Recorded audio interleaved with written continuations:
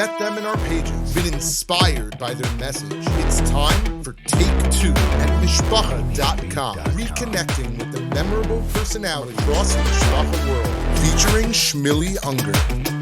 Some backstage psychology. He wants to tell me that he enjoys my music and he doesn't even know how to tell me that. Unexpected hits. His latest project. A Hassidic album is going to be a little bit of a twist. Shmueli Ungar. Absolutely. We're catching up over here at Mishpacha.com. Sometimes you interview people. I've interviewed a lot of people over the years. Sometimes you connect with them. You think to yourself, this is somebody, even if it wasn't my job, I would want to eat kugel with this guy. I would want to chill. I hope you felt the same way about me. It was great to sit with you. You're honest, you're raw, you're real. And specifically, we spoke last time. You go up on stage. I've seen you at chasnas. I've seen you at events. You light up a room, Baruch Hashem. You have a three-dimensional presence. You have an ability to light up everybody.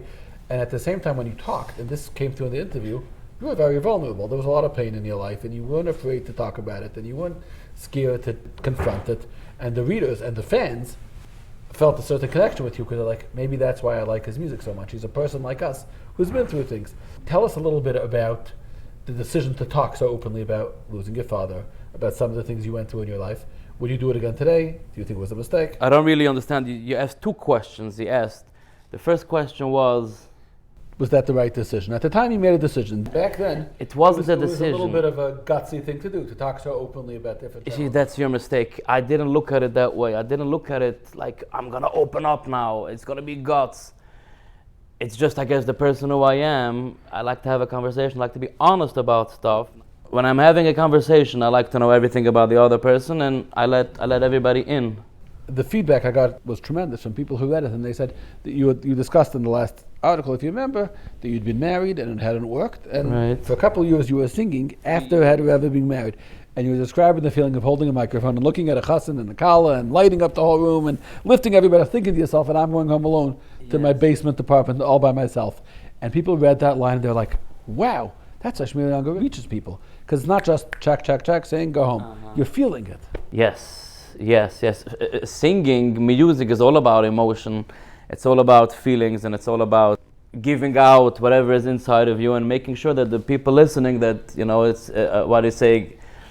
How do you say it in? As sie kommt raus von der Hart, sie geht es ran in am Hart. How do you say? There you go. You said that's why you're the writer. Even when you talk, it goes into people's hearts, and when you sing, especially, you sing a song, and hast ein bisschen in the Werte, there's a lot of emotion and a lot of maybe pain sometimes. That was years ago when we did that article. You came out with your Shmueli too. It was when? I would say about 3 years ago. It was Purim time, 2.5 years ago. I think it was Mahabharata. It wasn't Shmueli. Was Mahabharata? You didn't pick me up Shmueli until was the first Mahabharata. one. Yeah. We got to wait to see that you're a winner. I'm not got to hedge my bets. I'm not going to gamble. Baruch Hashem, Mahabharata, you're already a winner. Mahabharata was Purim time. 2.5 years ago? Maybe, 2018. Baruch Hashem, your career has been doing beautifully, and like I said, I've seen you all over since then. My question: do you find it that easy to connect with people still? You don't run a risk of just, going, checking the boxes, doing a performance, and going home? You're still able to summon up that authenticity, that realness every night? I guess so. Like I started saying, it's not a conscious decision that I'm making all the time. I'm going to be open, I'm going to be vulnerable, I'm going to make the connection. I'm just doing it. I have a wedding, I'm going to go to the wedding. Sometimes I even told you, I'm not in the best mood, but when I get into the hall and I pick up the microphone, I start singing, I get in a good mood. And I just sing. I just do it. You were putting it like in a question. But you're very unique because Baruch Hashem, you're a big superstar. You sing great. I've seen you, but I've seen you on stage too. I'm very unique because I'm a superstar. No. Let me finish. Where were you by Shmueli too? Listen. I wasn't so unique then. I'm saying. I'm going to tell you an example. Corona. So your industry, it's not a secret. A lot of people got really hit hard, and somebody's counting on it. And it's easy to say, "Oh, they make so much money." It doesn't make a difference. You got to pay mortgage. You got a family to feed. Everybody has their own cheshbonus. And to see your parnasa gigs wiped out for a month, 2 months, 3 months is a serious thing. There's a singer I called, an amazing singer and a good friend of mine. I called him up. I said, "Could you write a piece for the magazine from Mishpacha about what it's been like for your industry?" So he says, "No." I said, "Why?" He goes, "I don't have challenges. I'm a big singer." Ki'ilu. You're gonna tell me the singer's name. Ki'ilu, no, I'm not. But for my brand, Ki'ilu, he was saying, I'm that guy. I'm that superstar. I'm that rock star. Go to a secular singer. They're never going to a magazine and saying, It was a rough few months for me because I didn't have gigs. I'm much bigger than that. He said, why would I do that to myself? And I respected it. I don't see that if I would have asked you, Luyator, you were able to write English, and I would have asked you, that you would have had that answer. Like I said, I've seen you on stage doing selfies with the crowd. You never lost your ability to be human. Right. Something you work on, or just... It's not something I work on, no. I'm not being a Balgava, I'm saying it's not something, I work on a lot of other stuff, I'm not perfect at.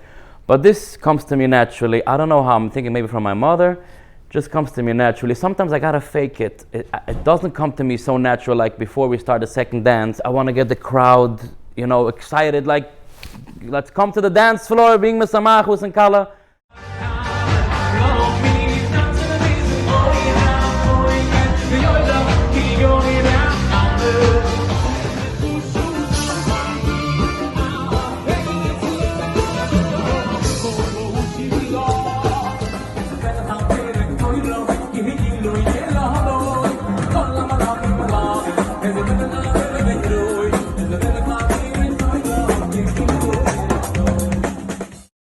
Every time I would do such a thing, I don't do it every night, but sometimes there's friends of the Chusn or brothers, do that thing you did over there.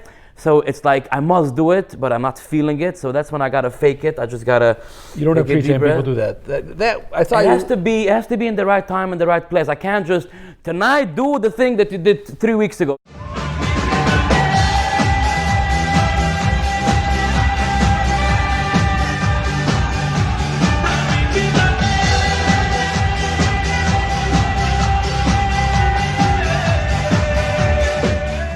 You know, 3 weeks ago there was 10 times more people at the wedding. There was a much bigger band, and I don't know. It was a matziv. It's all in the air. And sometimes I get to a wedding. It's not so much friends, or not such a big family. Well, you're not in that place. Or I'm not in that place, exactly. And just to put myself there, people won't know the difference if I fake it or if I'm for real. But I will know it, and it will take everything. It takes everything out of me. I even feel myself turning like red. Like, oh my God, what are you doing? Well, okay, this is my job. This is my parnusa. I got to do this today. Have you been evolving and changing in the way you sing itself? Have you? Yes. Tell me. Yes. In what ways? The way I pronounce words, it's very, very important. I see it more by the albums than on live. On live jobs, you just sing, but on the albums, when you sing a song, Ilu, ilu, ilu, no salano, esatoir. You can't just say ilu, ilu. You got to say Ilu, ilu, ilu. Ili, no saluni, esatoir. Velo ichnisuni, lieretz Yisruai. Oy, oy, oy, dayani. Ili ichnisuni, lieretz Yisruai. There's a lama, there's a alav, there's a kumat. You work with somebody, there's a coach who does this with you? I do it with my producer. He tells me when I'm recording in the studio, Who's your producer? Naftali Schnitzer, he says, say this word, say more regesh. You're not saying it, let me hear it. So that's the pronunciation. And then also voice lessons, the way I use my voice. I have a voice teacher, his name is Shimon Cohen. I started seeing him a year ago around, and I think I've been to 5 different voice teachers. And I never believed in it. I just did it because it's something I was supposed to do. I'm a singer, I go to voice lessons. I always thought it's a scam. They're all a bunch of phonies, or wee, whatever. And I realized by Shimon Cohen, he's a Hassidic guy. I realized by him that the reason I thought it's a phony scam till now is because it wasn't such good chemistry between me and the teacher.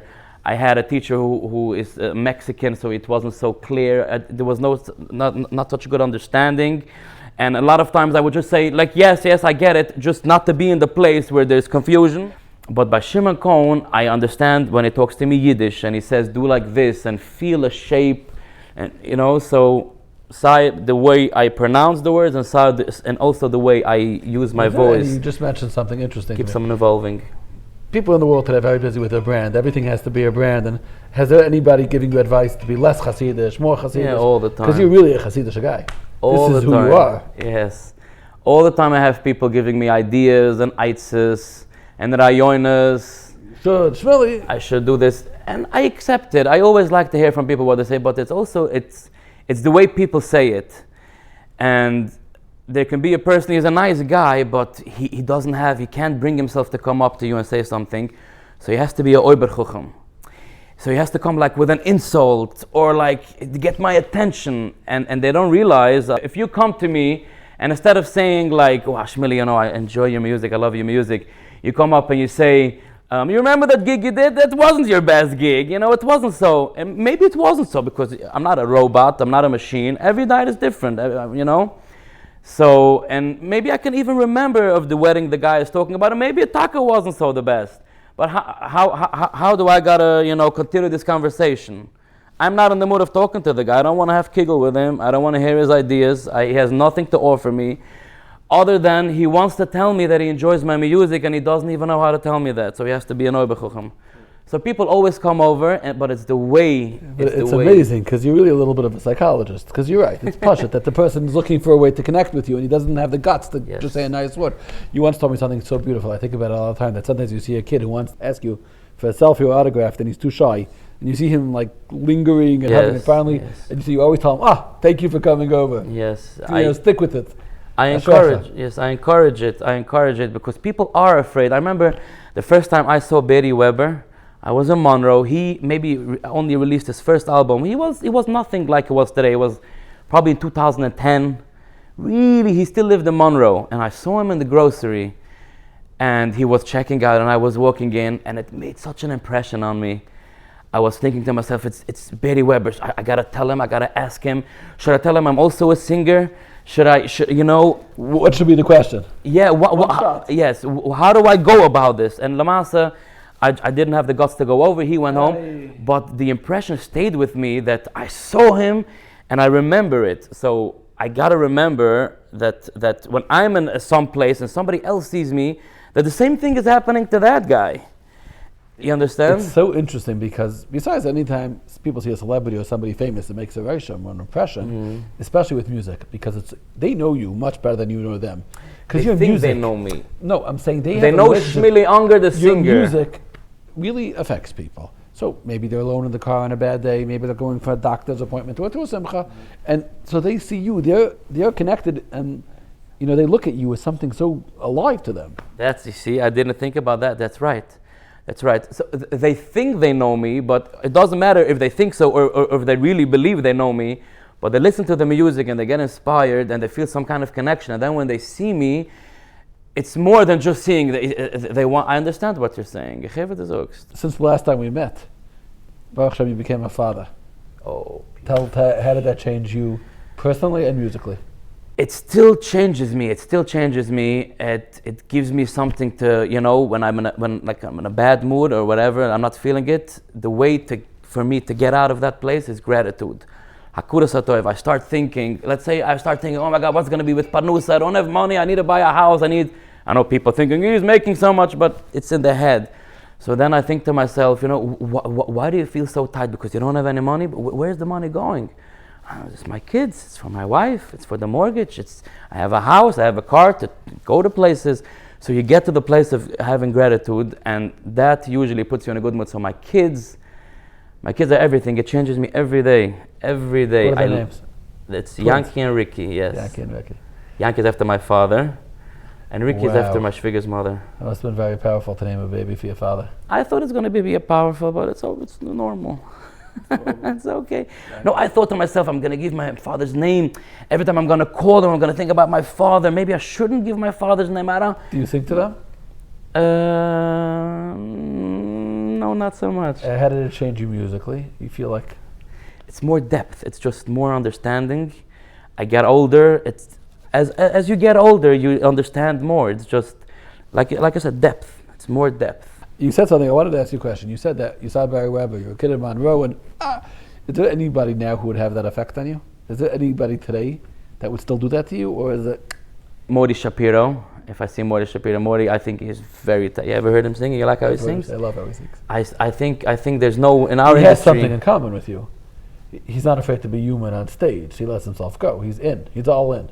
He's not just singing out. He's not singing to the people, he's singing with the people. Yes. Right, he's feeling the music. Yeah. I have a lot to learn from him also because I'm not so musical. People think I'm musical. I'm not. I can know if it's a good chord or if it's a bad chord. I have taste. When somebody would send me a song, I remember, there's this thing called Mavasir, called Kashroinus. And people call in and they make songs, they compose songs, and there's 3 judges and they judge the songs. And one week, one of the judges had to cancel out, so they asked me if I can fill in as a substitute. I had time, I told them yes. I didn't want to do it because I don't feel like, I'm not a judge. Because the other 2 guys were Moshe Laufer and JJ Fried. They're producers and they're arrangers, they have an understanding to music. I have my taste, is all I have. I listen to a song and I can see if I like it, I can see if I don't like it, and I will tell you. If I don't like it, I will tell you. And I was on the panel over there and I didn't like any of the songs. And because it was not any great songs, it was just Bukharam. It was nice, it was a good program, but it was nothing real. And people were upset with me. Like, you can't give a compliment, you can't. So then I told him, see, I told you I shouldn't have been there. Tough crowd, man. You're surrounded by tough people. A lot of criticism. Do you hear songs like that you've used and said right away, this is a winner? Are you able to do that? I remember a song, Vayehi, Vayehi, Beshurun Melech. It was, he wrote it for me, what's his name? I forgot his name. He sent it to me. I saw it's a hit, I liked it, but it was Bashmili 2 still, and I didn't feel I can do Vayehu Beshurun Melech in the Hebrew style. I gotta be more Hassidic. And Barry Weber came into the studio and he heard it and he said, I love this song. I told him, go ahead, take it, it's yours. So I remember that song. He said, you want to know if a song I heard and I knew it's going to become a hit and then it became a hit? Or Fakat, songs that you... Yeah, Fakat I have a lot. Bitchu, the song Bitchu.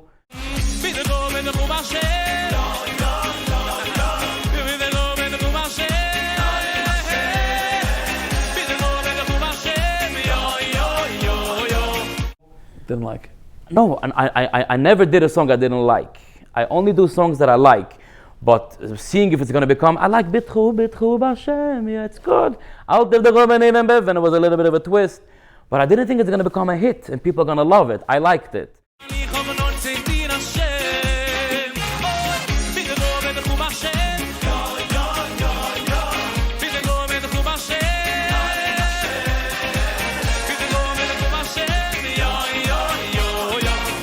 So Bitchu became it. Lekuvot Shabbos Kodesh. I didn't think... words have a lot to do with that, no? Yes, absolutely. It's beautiful words. Yes. It says something. Yes, it does. Shabbos Kodesh for sure. Yes. But Lekuvot Shabbos, I did not believe. We had it in the magazine last week. I don't know if you saw Mishpacha. Somebody said they have, like, in the summer, different head counselors. Like, they asked them questions. Which songs... They said, which song could you sing anytime Shabbos in the dining room and you're going to light up the whole... So he said, Lekuvot Shabbos Kodesh, always. Never fail. He could jump up on a bench and start and the whole place is on fire. That's nice. Lekuvot Shabbos, the reason I took it, we had like a big vision for it. It's going to start, but by Lekuvot Shabbos, I had envisioned that the whole hall, the Bukharam, would just, instead of dancing, by Lekuvot, they would just take a break, Shabbos, Kod, everybody Lekuvot, just really feel it. And then we go into the high part and we start dancing again. That was the vision for it. But it didn't really work out. People just danced throughout the whole thing. But that was the reason I put it on. Not because it's going to be a hit. And we put it track 9. Like, we filled up the album. I remember like a few weeks before the album came out, Naftali says he's having a hard time mixing this song. Nobody's understanding what he wants to hear. And he's thinking maybe it should go out. It can't be here. And I was already on board. You know, it's 3 weeks before making a master. Nobody has koich and we just want to see it out. So I was quickly on board saying, yes, okay, you don't think it's going to be? All right, out. And Hershey Weinberger was there in the story and he says, no, it's a good song. It's the whole picture, Mahabharata, Doin Oilam, and there's Laman Das. We need this Lebedige song to fit the puzzle. And we started talking. Naftali became in a better mood. We got him in it. And it went on, but it almost went off.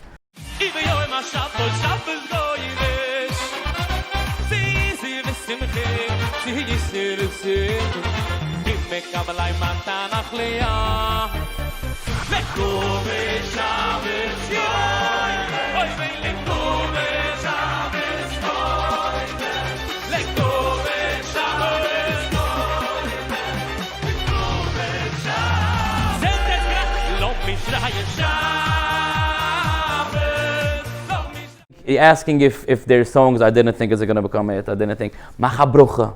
So Mahabharata, Shmueli Meir begged me. He begged me. He said, Shmueli, you wanna step out of the kid shoes and step into the daddy shoes? You gotta make Mahabharata and you gotta name it Mahabharata. And I just, now it makes sense. I just spoke to somebody before, says, Mahabharata, such a good idea, it's really great. And I told him, a year before I came out with it, I would ask you, should I give a name Mahabharata or, Yevurach? Yeah. You would say Yevurach. Mahabharata is like a kid's CD, like Uncle Moshe. Stay away from that. But Shmueli was fighting and fighting and fighting for it. And it did. It's an amazing thing. Maybe by the Hasidim, they're not so comfortable. But in Flatbush and Crown Heights and the Five Towns and that areas, Mahabharata became something really special.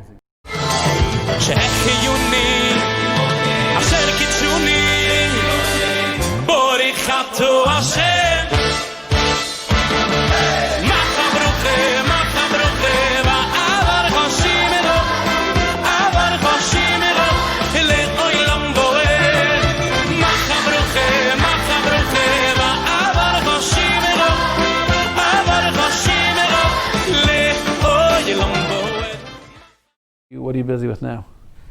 Now we're doing a Hassidic album. What does that mean? Oh, it's a good question. I did Hassidic albums till now. But till now I sang the Yeshivish Hahavura. It wasn't a Modern Orthodox album, but no. Exactly. Relax, yeah. It was Modern Orthodox, but it was Yeshivish a little bit. You mean your Havara, your Havura. reflection? Yes, Havura. And also, there's a lot of songs. I was inspired to put in Yiddish lyrics because it brings out the message. But I was told to do otherwise because you want to appeal to the big crowd. Don't put in Yiddish. Keep it to the psikim. Keep it simple. These two things mainly. When I say a Hassidic album, it's going to be Hassidic Havura, meaning I'm going to be comfortable singing it. Because the other one I sang, Rachmana Diyonei. It took me so long at first because there's Eli Gerstner, right? And he is Yevarech es Beis Yisrael. It's really ra. And then there's the just Yeshivish, Yevorech es Beis Yisrael, and there's Hassidic, Yevurach es Beis Yisrael. So there's always degrees on how this. So you're saying now, this time, you're done. We're doing it my way. Exactly. And I would tell Naftali in the studio, why am I'm having such a rough time? Let's just do it Hassidic. And he said, no, you got to appeal to marketing, a bigger crowd. Yeah. And maybe he was right, maybe not, but that's what we did then. And now I decided we're doing just strictly Hassidic. If Mati Steinmetz can do it and Azakani can do it, I can do it too. Beauty. And that's also because I've grown. I see the people who listen to me sing. They don't care if it's Hassidic, if it's Yeshivish. So I do what's easier for me and what's inborn. And also if there's like in a song a message in Yiddish, I would do it in Yiddish. No. And Hebrew is out. English song is out. There's more clarity. Verstehst?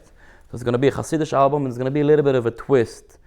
It's going to be something nice, because there's a few old songs, but not complete 5-minute tracks, just small. It's going to be very, very colorful. You put out an album this year, earlier in the year, and you sang pretty much oldies. You sang a lot of other songs too. You're talking about on stage, right. Yes. There was a big success.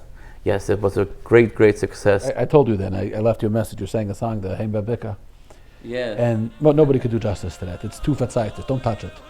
And somehow you made it 2020, 2019. I guess so. It's a kayach to be able to take such a song, such a Zaidi song, to be able to give a new life is a kayach. So you are able to do that too, to respect the past and give it a twist that works. I guess so.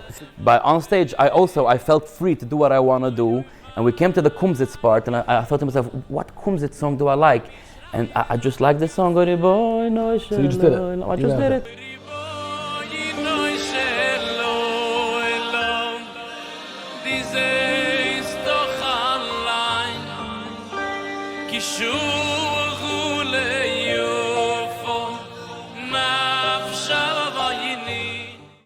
And it was surprising for me that Hershey and Naftali both knew it and both were on page on the same Now you're doing it your way. You're following your instincts and you're more. Now, even though there is a big appeal you see in Hebrew, in Israeli music, even you don't care. Is there a big appeal? I don't know. Only Yesharibo. That's who I'm talking about. Forget about Yesharibo, but you see Yitzi Waldner making albums with Uri Davidi, Moshe Tischler, Mordechai Shapiro. Benny Friedman, even those guys in the last few albums, there was very much Hebrew. That's what I'm saying. Yeah, Because you're saying there's appeal. I don't think so. You think people love it? I think that Yeshivish got into everybody's mind. Forget about Yeshivish is an Israeli. I'm talking about the saying local something's people. going on and somehow he's in everybody's brain, right? He makes up a song, 10 minutes later, everybody in America knows it. What's going on?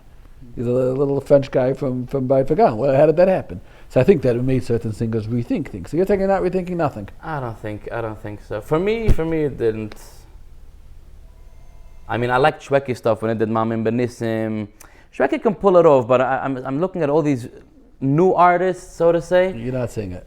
You're seeing that they're just copying and they're Yeah, trying. they don't know what they're doing. They're just, okay, the Hebrew is now the hak, we'll do Hebrew. And I got it. Okay, so you were also young once when people were telling you. Absolutely. I did Yeshivish Shavura. Right, so you're saying, exactly, I got it. So that's what I'm trying to say. So now you're a big boy and you're saying, die, enough. There's always room to Must be grow. enough. But yeah, I'm I'm trying doing to it my figure way. myself out. Like when even Hershey Weinberger shows me a song, he says, I composed it. Back in the day, I would just listen to it and I would try to think, is it good, is it not good? I wouldn't just be my Samalalev. What do I feel? What does it do for me? I couldn't get to that place. It didn't work. Now it's happening more. I listen to a song, and I can be in touch with myself. And if it doesn't do anything for me, I can tell the guy it's a nice song. Just I don't think it's for me. I can even there's a song now. It's called Parsha. Welche Parsha Gai Devach. You know it? So it's a Hershey Weinberger song, and it's very catchy, especially with the Bucharam. Anaya Parsha. It's a new Parsha. And the kids come home from school, welche Parsha Gai Devach? So he's combining it to make a song, welche Parsha Gai Devach? And then the lyrics is how much we suffer, and there's a new Parsha, noch a Parsha. He brought it to me, and I saw that it's something there, but I also felt that it's not my message. It's not for me. Beautiful. You understand? I think that you were introduced to Shmueli Ungar for the first time. You finally got to understand who you are. Right. And now Shmueli Ungar's talking. Yeah, it's happening every day more and more. It's just everybody, not just me. People grow and people get to know themselves better. Amazing. Amazing what a good therapist can do. Shmueli, thank you so much. Thank you for your time. It's great to sit with you always.